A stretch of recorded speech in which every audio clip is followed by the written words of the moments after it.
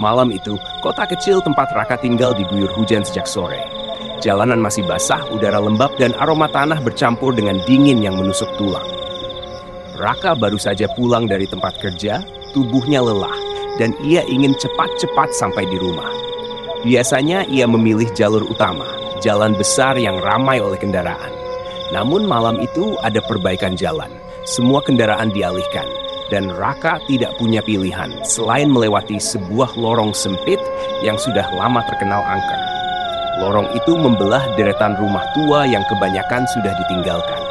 Di siang hari saja suasananya menyesakkan, apalagi di malam seperti ini. Lampu jalan yang ada di sana redup, sebagian bahkan mati, membuat bayangan panjang menari di dinding bata yang lembab. Raka berdiri di mulut lorong, menatap lurus ke dalam. Nafasnya terasa berat. Ada sesuatu yang bergetar di dadanya, seperti firasat buruk yang sulit dijelaskan. Ia mencoba meyakinkan diri. Hanya beberapa langkah saja, setelah itu keluar dan sampai rumah, gumamnya. Tapi begitu kakinya melangkah masuk, seolah udara berubah. Sunyi, hening. Bahkan suara hujan yang masih rintik-rintik di luar pun terdengar teredam. Raka memperhatikan sekeliling. Di dinding kanan ada lumut tebal. Air menetes pelan dari celah genteng rumah yang hampir roboh.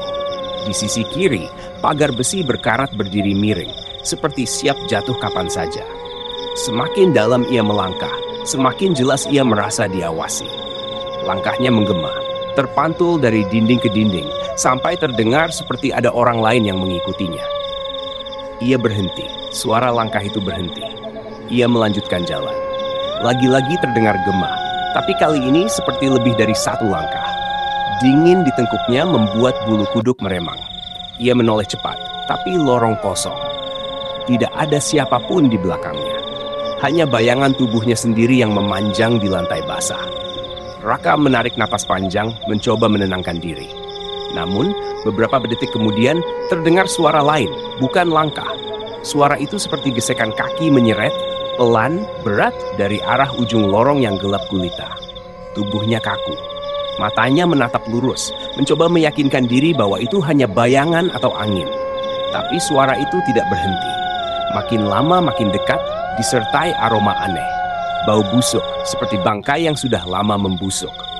Raka ingin berbalik, kembali ke jalan besar, tapi entah kenapa kakinya tidak mau bergerak. Suara itu makin nyata. Gesekan itu pelan teratur, seolah seseorang sedang menyeret kakinya. Lorong yang tadi terasa hanya seperti jalan pintas, kini berubah menjadi perangkap yang menutup perlahan. Raka menelan ludah. Dalam hati ia berdoa. Tapi suara itu tidak berhenti. Justru semakin dekat, seperti sedang menunggu ia bereaksi. Dan saat ia hendak melangkah lagi, lampu lorong di atasnya berkedip sekali. Bayangan di dinding bergerak aneh. Raka menatap, matanya melebar. Ada bayangan lain di dinding itu, padahal ia tahu ia sendirian di sana. Raka berdiri mematung, matanya terpaku pada dinding bata lembab di sampingnya. Bayangan tubuhnya memang ada di sana, panjang dan samar oleh cahaya lampu redup. Tapi yang membuat jantungnya nyaris berhenti adalah bayangan lain yang muncul tepat di sebelahnya. Bayangan itu lebih tinggi, lebih kurus, dan rambut panjangnya menjuntai sampai menyentuh lantai. Raka bergidik. Ia spontan menoleh ke samping, memastikan tidak ada siapapun berdiri di sana. Lorong kosong. Hanya udara lembab yang menusuk hidungnya dengan bau apek. Namun saat ia kembali menatap dinding, bayangan itu masih ada. Kali ini bayangan itu bergerak, meski tubuh Raka diam. Rambutnya bergoyang pelan, lalu kepalanya menunduk seperti mencari posisi untuk menatap Raka. Bukan nyata, bisik Raka berulang-ulang, berharap bisa menenangkan diri. Tapi suara di hatinya justru berteriak sebaliknya. Itu nyata. Suara gesekan kaki menyeret yang tadi samar kini terdengar jelas, makin dekat dari kegelapan ujung lorong. Suara itu seperti ditarik paksa satu demi satu langkah, menimbulkan rasa ngeri yang menancap ke tulang. Raka memutuskan untuk berjalan cepat. Ia menundukkan kepala, menggenggam erat tasnya, dan melangkah. Bayangan di dinding ikut bergerak. Tapi anehnya, kini bayangan itu tidak lagi menempel pada tubuhnya. Bayangan itu justru mengikuti di belakang, seolah-olah ada sosok lain yang sengaja berjalan di dekatnya. Bau busuk semakin menusuk. Raka menutup hidung dengan telapak tangan, tapi tetap saja mual menghantam perutnya. Ia ingin berlari, tapi lorong itu terasa makin panjang, tidak habis-habis. Lampu jalan kembali berkedip. Sesaat lorong gelap total, dan ketika cahaya kembali, Raka melihat sesuatu di depan. Jantungnya hampir copot. Ada sosok perempuan berdiri membelakanginya, beberapa langkah di depan. Rambutnya panjang berantakan, bajunya lusuh penuh noda tanah. Tubuhnya kaku, tidak bergerak. Raka berhenti, napasnya memburu, tubuhnya dingin. Ia menoleh ke belakang, berharap ada jalan keluar. Tapi lorong itu kini gelap, pekat seperti tertutup kabut hitam. Ketika ia kembali menatap ke depan, sosok itu sudah tidak lagi membelakanginya. Perempuan itu kini menghadap langsung ke arahnya. Wajahnya tertutup rambut kusut, tapi dari celah-celahnya terlihat bola mata putih menonjol, kosong tanpa kelopak. Bibirnya robek lebar hingga ke pipi. Sudah lama, suara itu lirih, serak, seperti keluar dari dalam tanah. Aku menunggu di sini. Raka ingin berteriak, tapi tenggorokannya terkunci. Perempuan itu mulai bergerak, kakinya diseret, tulangnya berderak setiap kali melangkah. Suara krek, krek, memenuhi lorong. Raka mundur, langkahnya goyah. Bayangan di dinding ikut menari, semakin aneh, semakin liar. Lalu, tanpa peringatan, lampu lorong mati total. Kegelapan menelan semuanya. Hanya ada suara napas berat yang bukan milik Raka, tepat di samping telinganya. Hanya gelap yang menyelimuti Raka. Lorong yang tadi remang-remang, kini berubah menjadi ruang hitam tanpa ujung. Ia berdiri kaku, jantungnya berdetak secepat genderang perang. Di tengah kegelapan itu, ada suara napas berat. Suara itu datang begitu dekat, persis di samping telinganya. Panas, lembab, seolah ada mulut seseorang yang sedang menempel di kulitnya. Raka ingin menjerit, tapi suaranya terkunci di tenggorokan. Pelan-pelan, ia mengangkat tangannya untuk meraba sekitar. Tidak ada apapun, hanya udara dingin yang begitu pekat hingga membuat kulitnya merinding. Tapi suara napas itu tetap ada. Makin lama makin berat, seakan sosok di sampingnya sedang menahan marah. Raka menggertakkan giginya. Aku harus keluar, bisiknya pada diri sendiri. Ia melangkah pelan, hati-hati. Kakinya menyentuh genangan air di lantai, menimbulkan cipratan kecil yang terdengar keras dalam keheningan. Namun di saat yang sama, suara lain muncul. Sebuah bisikan panjang menggema di telinganya.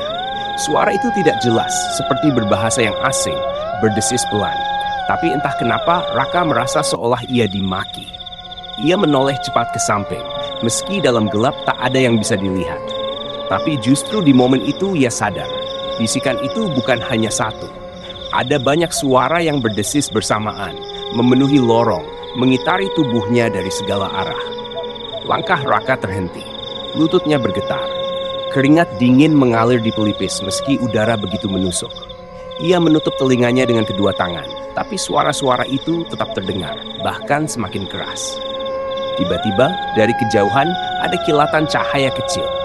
Lampu lorong menyala kembali, meski sangat redup, cukup untuk memperlihatkan sesuatu yang membuat darah Raka membeku. Di sepanjang dinding lorong, kini berdiri bayangan-bayangan hitam. Mereka tidak punya wajah, hanya bentuk tubuh samar, seperti orang yang menempel pada dinding. Jumlahnya banyak, lebih dari yang bisa dihitung Raka dengan pandangan sekilas. Bayangan itu tidak bergerak. Mereka berdiri diam, tapi kepala mereka semua menoleh ke satu arah, ke arah Raka. Raka ingin mundur, tapi di belakangnya ada suara langkah menyeret. Pelan, teratur, dekat. Bau busuk menyusup lagi, menusuk sampai membuat perutnya mual. "Kenapa kau masuk ke lorongku?" Suara itu muncul. Kali ini bukan bisikan, tapi jelas, berat, dan bergema dari segala arah. Raka menoleh. Di ujung lorong, perempuan itu kembali terlihat. Rambut panjangnya menutupi wajah, tubuhnya miring seperti patah, dan ia terus menyeret kaki yang sudah hitam membusuk. Suara krek, krek, tulangnya terdengar semakin jelas. Bayangan-bayangan di dinding mulai bergerak pelan, bergoyang ke depan, seperti hendak meraih tubuh Raka. "Pergi." Suara perempuan itu semakin dekat. "Atau kau akan tinggal di sini bersamaku?" Lampu lorong kembali berkedip. Sekali, dua kali, lalu padam lagi. Dalam gelap pekat itu, Raka merasakan tangan dingin menyentuh bahunya. Raka membeku. Sentuhan di bahunya begitu nyata, dingin basah, seperti tangan yang baru saja diangkat dari tanah kuburan. Bulu kuduknya meremang tajam. Perlahan ia menoleh ke samping, berharap tidak ada apa-apa di sana. Gelap, hanya kegelapan yang menelan pandangannya. Namun tangan itu masih menempel. Jemari kurus dengan kuku panjang menusuk kain bajunya, seolah menahan agar ia tidak lari. Napas Raka tersengal. "Tolong!" Suaranya pecah, lebih mirip bisikan putus asa daripada teriakan. Tiba-tiba, suara napas di samping telinganya kembali terdengar. Kali ini lebih jelas. Panas, berat dengan desis panjang di akhir tarikan. Lalu terdengar suara perempuan itu sangat dekat, seolah tepat di belakang punggungnya. "Jangan menoleh lagi." Raka gemetar. Seluruh tubuhnya seperti lumpuh. Ia menutup mata rapat-rapat, berharap ini hanya mimpi buruk yang akan hilang begitu saja. Namun yang ia rasakan justru semakin nyata. Tangan di bahunya meremas pelan. Kuku panjang itu menekan kulitnya hingga perih. Lorong kembali mendapat cahaya samar dari lampu yang berusaha menyala. Kilatan singkat itu memperlihatkan sesuatu yang membuat Raka hampir pingsan. Bayangan-bayangan hitam di dinding kini tidak lagi diam. Mereka bergerak, pelan tapi pasti keluar dari dinding. Tubuh mereka seperti asap pekat yang menggumpal, membentuk sosok manusia tanpa wajah. Mereka berjalan terseok-seok mendekat sambil mengeluarkan suara aneh, seperti teriakan yang ditahan di tenggorokan. Raka mundur selangkah, tapi kaki kirinya menginjak genangan air yang dalam. Cipratannya terdengar keras. Seketika semua bayangan berhenti. Sunyi mendadak menusuk. Lalu dari tengah kegelapan terdengar suara tulang retak. Krek! Krek! Semakin dekat, semakin jelas. Bau busuk makin menusuk hingga membuat mata Raka berair. Ia tahu sosok perempuan itu ada di dekatnya lagi. Jauh di dalam hati, Raka merasa kalau ia berbalik, maka wajah perempuan itu akan tepat menempel pada wajahnya. Namun tiba-tiba, tangan di bahunya hilang. Begitu saja. Hanya meninggalkan bekas dingin yang meresap ke dalam kulit. Raka membuka matanya, mencari-cari. Lampu lorong kembali menyala, sangat redup. Dan saat itulah ia melihat sosok perempuan itu berdiri beberapa langkah di depan. Rambut panjangnya kusut menutupi wajah, bajunya kompang camping, tubuhnya kaku. Tapi yang membuat Raka hampir kehilangan akal adalah posisinya. Perempuan itu berdiri menghadap dinding, seolah berbicara dengan sesuatu yang tidak terlihat. Bahunya terguncang pelan seperti sedang tertawa tercekik. Lalu perlahan kepalanya berputar ke belakang. Bukan badannya yang berbalik, hanya kepalanya. Putaran itu terlalu jauh, terlalu cepat, hingga terdengar bunyi retakan. Sekarang, wajahnya yang hancur dengan mulut robek itu menatap langsung ke arah Raka. "Kenapa kau masih di sini?" Suaranya parau, serak, namun terdengar jelas di seluruh lorong. Lampu padam lagi. Dan dalam kegelapan, Raka mendengar suara langkah menyeret datang bersamaan dari depan dan belakang. Lorong tenggelam dalam gelap total. Raka berdiri di tengah, tubuhnya kaku, jantungnya berdegup begitu keras hingga ia merasa dadanya bisa pecah kapan saja. Dari depan terdengar suara seretan kaki yang berat berderak setiap kali berpindah. Dari belakang, suara yang sama menjalar, membuatnya terhimpit di tengah lorong tanpa jalan keluar. Napasnya tersengal. Ia mencoba meraba di dinding, berharap menemukan celah, pintu, apa saja yang bisa menjadi jalan keluar. Namun dinding itu dingin, lembab, dan seolah berdenyut seperti daging hidup. Jemarinya menyentuh lumut basah yang menempel, membuat rasa jijik dan ngeri semakin menumpuk. Tiba-tiba lampu lorong menyala lagi, meski redup. Sekejap itu cukup untuk membuat darah Raka membeku. Dari arah depan, perempuan berambut panjang itu semakin dekat. Rambutnya menutup wajah, namun darah kental menetes dari sela-selanya, jatuh ke lantai, meninggalkan jejak gelap. Dari arah belakang, bayangan hitam pekat berjalan terseok, tanpa wajah, tanpa bentuk jelas. Namun langkahnya mantap menuju Raka. Raka berdiri di antara keduanya. Tenggorokannya kering, kakinya gemetar, dan pikirannya kacau. "Aku harus lari, aku harus keluar," gumamnya. Meski tidak tahu kemana harus berlari. Perempuan itu berhenti hanya beberapa langkah di depannya. Kepalanya terangkat perlahan, menampakkan wajah pucat dengan mulut robek menganga. Dari robekan itu keluar suara lirih, berbisik namun menusuk telinga. "Pilih, depan atau belakang?" Raka mundur. Tapi setiap langkah yang ia ambil, bayangan dari belakang semakin dekat. Suara desis keluar dari tubuh hitam itu, seperti ribuan orang berbicara bersamaan, namun tak ada kata yang bisa dimengerti. Lorong kini terasa lebih sempit. Dinding di kanan dan kiri seakan mendekat, menekan tubuh Raka, membuatnya sulit bernapas. Cahaya lampu berkedip, bayangan bergerak liar di dinding, menimbulkan ilusi seakan puluhan sosok menari mengelilinginya. Raka menutup telinga, mencoba menahan bisikan-bisikan itu.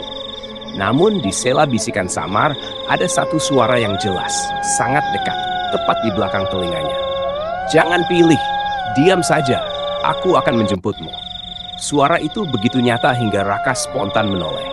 Dan saat ia menoleh, cahaya lampu menyala sebentar, cukup untuk memperlihatkan wajah pucat perempuan itu sudah berada di belakangnya. Raka menjerit, terhuyung ke depan. Ia berlari tanpa arah, hanya mengikuti lorong yang terasa tidak berujung. Langkahnya terhuyung, kakinya hampir terpeleset oleh genangan air. Dari segala arah, suara tawa lirih bergema, bercampur dengan jeritan panjang yang mengiris telinga.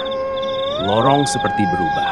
Dinding-dindingnya dipenuhi noda hitam yang menetes, bau busuk semakin tebal hingga Raka hampir muntah. Setiap ia menoleh, selalu ada bayangan yang mengintip dari sudut pandangnya. Ia terus berlari sampai akhirnya, lampu lorong mati lagi. Gelap menelan segalanya. Kali ini tidak ada suara langkah, tidak ada seretan, tidak ada bisikan. Hanya sunyi. Sunyi yang terlalu pekat membuat jantung Raka terasa makin sakit oleh detaknya sendiri. Lalu dari kegelapan muncul suara pelan. Suara yang familiar, suara ibunya. "Raka, pulanglah. Nak, aku sudah menunggumu di rumah." Napas Raka cekak. Suara itu begitu nyata, begitu lembut, sama persis dengan suara yang ia kenal. Tapi bagaimana mungkin ibunya bisa ada di lorong ini? Raka berdiri kaku di tengah lorong yang tenggelam dalam gelap. Suara itu terus memanggilnya, lembut, penuh kasih. Suara ibunya yang ia kenal betul sejak kecil.